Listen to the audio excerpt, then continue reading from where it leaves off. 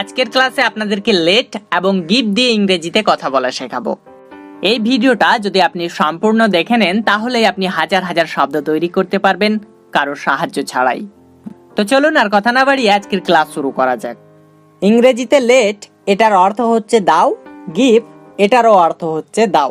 তাহলে আমরা কোনটা কখন ব্যবহার করব সেটা আপনাদেরকে একটু পরেই জানাচ্ছি। বাংলাতে এই দাও কথাটা আমরা অনেক রকম ভাবে ব্যবহার করতে পারি। যেমন আমাকে যেতে দাও, এটাকে আমরা বলতে পারি আমাকে যেতে দে। এটাকে আমরা এমনি করেও বলতে পারি যে আমাকে যেতে দেন। তাহলে আমরা দাও, দে বা দেন এই তিনটাই কিন্তু ব্যবহার করতে পারি। তাহলে আমরা যখনই কোনো বাক্যের শেষে দাও, দে বা দেনকে খুঁজে পাবো তখনই আমরা চোখ বন্ধ করে বলে ফেলবো হয় লেট ব্যবহার হবে না হলে গিভ ব্যবহার হবে। তো চলুন আমরা জেনে নিই কোথায় আমরা লেট ব্যবহার করব আর কোথায় আমরা গিভ ব্যবহার করব। কোনো বাংলা বাক্যের মধ্যে যদি আপনি ক্রিয়া অর্থাৎ কাজ খুঁজে পান তাহলে সেটাতে আমরা লেট ব্যবহার করব। আর কোনো বাংলা বাক্যের মধ্যে যদি আমরা কোনো বস্তুর নাম খুঁজে পাই তাহলে সেটাতে আমরা গিভ ব্যবহার করব। তাহলে এই দুইটা জিনিস নিশ্চয়ই আমাদের মাথায় থাকবে। যদি কোনো বাংলা বাক্যে আমরা ক্রিয়া খুঁজে পাই তাহলে সেটাতে আমরা লেট ব্যবহার করব, আর যদি কোনো বাংলা বাক্যের মধ্যে আমরা কোনো বস্তুর নাম খুঁজে পাই তাহলে সেটাতে আমরা গিভ ব্যবহার করব। যেমন ধরুন আমাকে যেতে দাও, আমাকে মোবাইল দাও। এই দুইটা বাংলা বাক্যে আপনারা কি দেখতে পাচ্ছেন? হ্যাঁ, এখানে আমরা একটাতে দেখতে পাচ্ছি ক্রিয়া রয়েছে আর একটাতে দেখতে পাচ্ছি একটা বস্তুর নাম রয়েছে। যেতে এটা হচ্ছে একটা ক্রিয়া আর বস্তুর নাম মোবাইল। তাই আমরা চোখ বন্ধ করে বলতে পারি প্রথম বাক্যে আমরা লেট ব্যবহার করতে পারি আর দ্বিতীয় বাক্যটিতে আমরা গিভ ব্যবহার করতে পারি। তো চলুন আপনাদেরকে কিছু উদাহরণের মাধ্যমে ব্যাপারটা বোঝানোর চেষ্টা করব। তো তার আগে আপনাদেরকে আরো একটা জিনিস মাথায় রাখতে হবে। যদি আমরা কোনো বাংলা বাক্যে ক্রিয়াকে দেখতে পাই তাহলে আমরা শব্দের প্রথমে চোখ বন্ধ করে লেট লিখে ফেলবো, তারপরে আমরা অবজেক্টকে রাখবো। অবজেক্ট কোনগুলো চলুন আপনাদেরকে একটু সহজ করে বলে রাখি। আমরা কোথায় কি ব্যবহার করব। আমরা আই এটার জন্য মি ব্যবহার করি, ইউ এটার জন্য আমরা ইউই ব্যবহার করব, উই এটার জন্য আমরা আস ব্যবহার করব, হি এটার জন্য আমরা হিম ব্যবহার করব, সি এটার জন্য আমরা হার ব্যবহার করব, দে এটার জন্য আমরা দেম ব্যবহার করব। নেম যে কোনো নাম যদি হয় তো নামের পরিবর্তে আমরা নামই ব্যবহার করব। ইট এটার জন্য আমরা ইটি ব্যবহার করব। তো আপনাদেরকে এই অবজেক্টগুলোকে একটু মাথায় রাখতে হবে। অবজেক্ট এটার পরে এবার আমরা ভার্বের ফার্স্ট ফর্ম রাখবো। তাহলে এই সূত্রটা নিশ্চয়ই আমাদের সকলেরই মাথায় থাকবে। এবার আসুন আমরা গিভ এটার জন্য সহজ করে একটা সূত্র মাথায় রাখি। সেটা হচ্ছে যদি আমরা কোনো বাংলা বাক্যের মধ্যে কোনো বস্তুর নাম দেখতে পাই তাহলে আমরা চোখ বন্ধ করে প্রথমেই আমরা গিভ লিখে ফেলবো, তারপরে আমরা অবজেক্টকে রাখবো, তারপরে আমরা নাউন রাখবো অর্থাৎ নামটা লিখে ফেলবো। এবার আসুন আমরা কিছু উদাহরণ ফলো করি, তাহলে ব্যাপারটা আরো পরিষ্কার হয়ে যাবে। দেখুন আমাদের স্ক্রিনে একটা উদাহরণ চলে এসেছে। আমাকে যেতে দাও, আমাকে যেতে দাও। তো আপনারা নিজেরাই বলুন এটা আমরা লেট দিয়ে বানাবো নাকি গিভ দিয়ে বানাবো? হ্যাঁ, এটা আমরা লেট দিয়ে বানাবো, কারণ এখানে আমরা ক্রিয়া দেখতে পাচ্ছি, তাই এটা আমরা লেট দিয়ে বানাবো। তো আমরা সূত্রতে বলেছিলাম শব্দের প্রথমেই আমরা চোখ বন্ধ করে লেট লিখে ফেলবো। তো এখানে আমরা লেট লিখে ফেলছি। এরপর আমরা অবজেক্টকে রাখবো বলেছিলাম।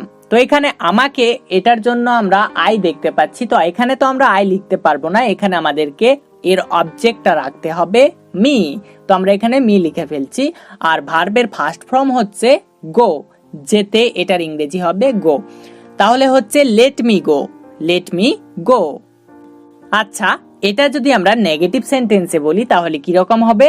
আমাকে যেতে দাও এটা যদি আমরা নেগেটিভ করি তাহলে হবে আমাকে যেতে দিও না, আমাকে যেতে দিও না। তাহলে এটা আপনি কিভাবে ইংরেজিতে লিখবেন? আপনাকে কিছুই করতে হবে না, শুধু শব্দের প্রথমে একটা ডোন্ট বসিয়ে দিন, তাহলে আপনার নেগেটিভ সেন্টেন্স হয়ে যাবে। Don't let me go, don't let me go, তাহলে আপনার হয়ে যাবে নেগেটিভ সেন্টেন্স। নেক্সট উদাহরণ দেখুন আমাদের স্ক্রিনে চলে এসেছে। আমাকে ভাত দাও, আমাকে ভাত দাও। তো আপনারাই বলুন এটা আমরা লেট দিয়ে লিখবো নাকি গিভ দিয়ে লিখবো? ইয়েস, এটা আমরা গিভ দিয়ে লিখবো, কারণ কি ভাত একটা বস্তুর নাম, তাই আমরা চোখ বন্ধ করে বলতে পারি এটা তো আমরা গিভ দিয়ে লিখবো। তো আমরা সূত্রতে বলেছিলাম শব্দের প্রথমেই আমরা গিভকে রাখবো, তো আমরা শব্দের প্রথমেই গিভ রাখছি। তো তো এবার দেখুন আমরা আমাকে এর জন্য তো আমরা আই ব্যবহার করতে পারবো না, এখানে আমাকে এর অবজেক্ট ব্যবহার করতে হবে মি। তো আমরা মি বসিয়ে নিচ্ছি। আর এরপরে আমরা নাউনকে রাখবো বলেছিলাম, তো ভাত এটাই হচ্ছে নাম, তো এর ইংরেজি হচ্ছে রাইস, তো আমরা এখানে রাইস লিখে ফেলছি। তাহলে হয়ে যাচ্ছে give me rice, give me rice, এর অর্থ আমাকে ভাত দাও। এটাকেই যদি আমরা নেগেটিভ করি তাহলে কিভাবে বলবো? হ্যাঁ, আমরা বলবো আমাকে ভাত দিও না, আমাকে ভাত দিও না। এটা আমরা কিভাবে ইংরেজিতে বলবো? ওই যে বললাম, শব্দের প্রথমে শুধু আপনি ডোন্ট বসিয়ে দিবেন, তাহলে আপনার হয়ে যাবে এটা নেগেটিভ সেন্টেন্স। তাহলে হবে don't give me rice, don't give me rice, আমাকে ভাত দিও না। নেক্সট উদাহরণ দেখুন, রাহুলকে কলম দাও। তো এখানে আমরা কলম একটা নাম দেখতে পাচ্ছি, একটা বস্তুর নাম। এটা দেখে আমরা বলতে পারবো এটা গিভ দিয়ে বানাতে হবে। তো চলুন আমরা গিভ দিয়ে বানিয়ে ফেলি। শব্দের প্রথমেই আমরা গিভ রাখবো বলেছিলাম, তো আমরা গিভ লিখে ফেলছি। তারপর আমরা অবজেক্টকে রাখবো বলেছিলাম, তো এখানে নেম, এটার অবজেক্ট হবে নেমে। তো এখানে আমরা রাহুল লিখে ফেলছি। তারপর আমরা নাউনটা লিখবো বলেছিলাম, তো এখানে কলম, এটার ইংরেজি হবে এ পেন, তাহলে হবে গিভ রাহুল এ পেন। আর এটাকে যদি আপনি নেগেটিভ করতে চান, ঠিক একই রকম ভাবে শব্দের প্রথমে একটা ডোন্ট বসিয়ে দিন, তাহলে হয়ে যাবে don't give Rahul a pen, রাহুলকে কলম দিও না। নেক্সট উদাহরণ দেখুন, তাকে যেতে দাও, তাকে যেতে দাও। এটা আপনারাই বলুন, এটা আমরা কি দিয়ে বানাবো?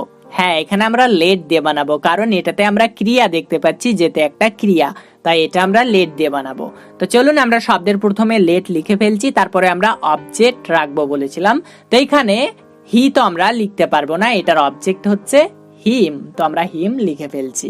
তারপর দেখুন আমরা ভার্বের ফার্স্ট ফর্মটা লিখবো বলেছিলাম, তো এখানে যেতে, এটার ইংরেজি হবে গো, তাহলে হবে লেট হিম গো, লেট হিম গো। এটা যদি আমরা নেগেটিভ করতে যাই তাহলে আমরা ঠিক একই রকম ভাবে শব্দের প্রথমে ডোন্ট বসিয়ে দেব, তাহলেই হয়ে যাবে ডোন্ট লেট হিম গো, তাকে যেতে দিও না। নেক্সট উদাহরণ দেখুন, আমাদের নাচতে দাও, আমাদের নাচতে দাও। এখানে নাচা একটা ক্রিয়া, আর এটা দেখে আমরা বলতে পারি এটা লেট দিয়ে বানাতে হবে। তো চলুন আমরা লেট দিয়ে বানিয়ে ফেলি, let us dance, let us dance. এটা যদি আমরা নেগেটিভ সেন্টেন্সে বানাই তাহলে আমরা ঠিক একই রকম ভাবে শব্দের প্রথমে একটা ডোন্ট বসিয়ে দেব, তাহলে হয়ে যাবে ডোন্ট লেট আস ডান্স, আমাদের নাচতে দিও না।